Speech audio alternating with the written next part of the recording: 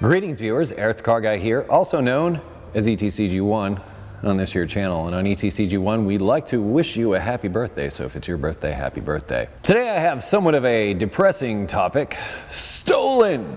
Yes, not long ago I posted on my social networks that someone had broken into my Acura Vigor one night and stolen the ashtray that was full of change. Actually, the ashtray is worth more than the change because this thing, well, the only one I could find was from Acura, and I'm surprised I could find one from Acura, but this thing was 60 bucks. A little sad about that, but I didn't, after all the work that I've done on the Vigor, didn't want to drive around with a big old hole in my dash. There's actually a light that's supposed to shine through this part, like for when you open it up and stuff. So it's like, especially at night, you just see a bunch of wires and all the junk that normally is hidden while this thing is in place. It's not the first time I've had cars broken into. I used to live in not so nice neighborhoods. I do live in a nice neighborhood now. And honestly, if you're a thief, you don't really go to the not so nice neighborhoods. You go to the nice neighborhoods to steal stuff. I get it. But it still doesn't make it suck any less. I'm just grateful that, you know, my dash wasn't all ripped apart. Remember I took out that aftermarket stereo? I would wager that if I still had that aftermarket stereo in there, it might have gotten stolen. But the fact that I put the older cassette player stereo in there and looked like it was in there, I think that saved me a bit. So I'm glad they didn't trash anything. I'm glad that the only thing that they took was the ashtray. That was it. Grateful for that. You know, and my fault because I left the car unlocked. I mean, I figure a car that looks like my Acura Vigor doesn't look like it has much value unless you know what you're looking at. And even if you do know what you're looking at something that's pretty beat down, let's face it. So that's been part of my reliable POS philosophy. Link to that video in the description. Well, in this case it backfired. So security systems, all the stuff that we put on vehicles now to try to prevent theft. Stereos, getting back to that, I've noticed that especially over the last 20 years or so, it used to be that original equipment stereos were not all that great. I mean, the Vigor one I thought was pretty good, but I've even seen, you know, during that time that there were replacements. People wanted to upgrade to CD players and that type of thing, and CD changers and amplifiers and subwoofers and all this other stuff to give you the best sound experience possible as you're driving down the road, like some $800 Civic with $4,000 worth of stereo equipment in it. Hey, if that's your thing, that's your thing. I'm not going to judge.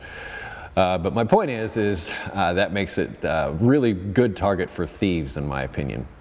But as I was saying, over the last 20 or so years, it seems that manufacturers have made better stereos, radios, that type of thing, and also made the places that they go into the dash like a specific shape to where it's molded. It's part of the whole vehicle. It's part of the vehicle. And to swap out a stereo these days on a late model vehicle seems like it's not something that you do.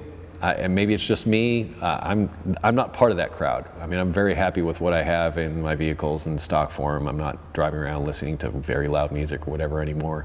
But that being said, you know, I'm not everybody. Lots of people are doing different things. So my point is that there seems to be less motivation to break in and steal things like stereos. They seem to be a hot ticket item or just stuff laying around. Like I said, when I posted to my social networks, I asked if you've ever had anything stolen out of your vehicle.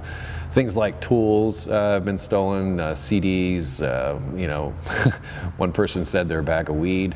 In my opinion, if a thief sees something in your car that they want, they will have it.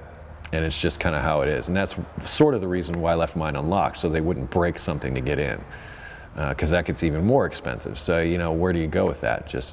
I say just don't leave anything valuable in your vehicle if you can possibly do that. But that can be kind of a pain if you need to lug things back and forth. But if you live in that type of neighborhood and you want to keep your stuff, well, you're kind of left without a choice.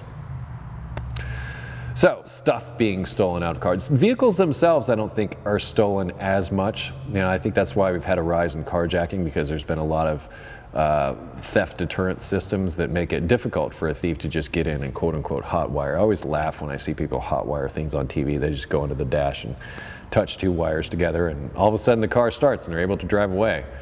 Total BS. I mean, come on, the steering column's still locked. If you don't do the thing with the key, steering column doesn't move. So even if you can touch a couple of wires up underneath the dash and think you're smart and get it started up, that's all theatrics. It's all BS. You don't steal cars that way.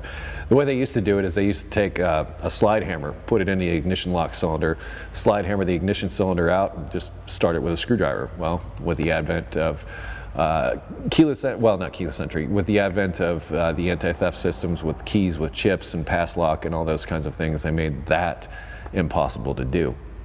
So, and then we had the clubs for a while to where when people would do that, they couldn't turn the steering wheel. They'd have to, spray Freon into the lock, break the lock, and get the whole thing out of there. Nothing I'm saying here is anything anybody doesn't already know that's a thief, trust me.